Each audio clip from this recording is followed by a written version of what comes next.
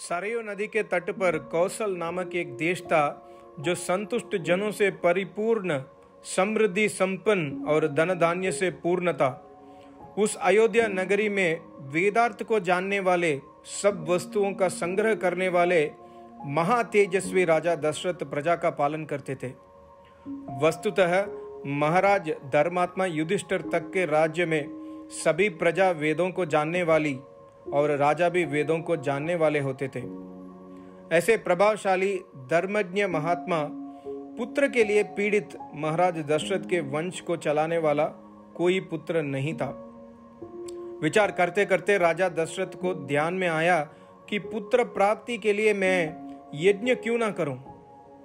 यही बात है कि पुरुषार्थी जनों में पुरुषार्थ करने की कामना होती है और आलस्य युक्त पुरुष बैठा रहता है, कोई काम नहीं करता, अतः उसका कोई काम सिद्ध नहीं होता। इस प्रकार बहुत समय व्यतीत होने पर जब वसंत ऋतु का आगमन हुआ, तब महाराज ऋषि श्रृंगी के यज्ञ करने की इच्छा हुई।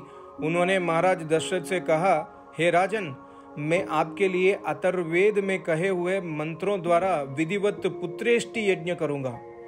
उसके बाद तेजस्वी ऋषि ने पुत्र प्राप्ति के लिए पुत्रेष्टि यज्ञ किया और विधिवत मंत्र पढ़कर आहुति देना प्रारंभ किया। यज्ञ समाप्त होने पर ऋषि श्रृंगी ने राजा से कहा कि यह कीर विद्वानों द्वारा यज्ञ अग्नि में निर्मित की गई है। बहुत अच्छा, ऐसा कहकर और प्रसन्न हो राजा दशरथ ने विद्वानों द्वारा निर्मित कीर से भरे स्वर्ण पात्र को सिर झुकाकर ग्रहण किया। यज्ञ समाप्ति के पश्चात 6 ऋतुएं व्यतीत होने पर 12वें मास की चैत्रा की नवमी तिथि को पुनर्वसु नक्षत्र में कौशल्या जी ने गर्भ से श्री राम को जन्म दिया। भरत कैकेयी के गर्भ से तथा सुमित्रा के गर्भ से लक्ष्मण शत्रुघ्न उत्पन्न हुए।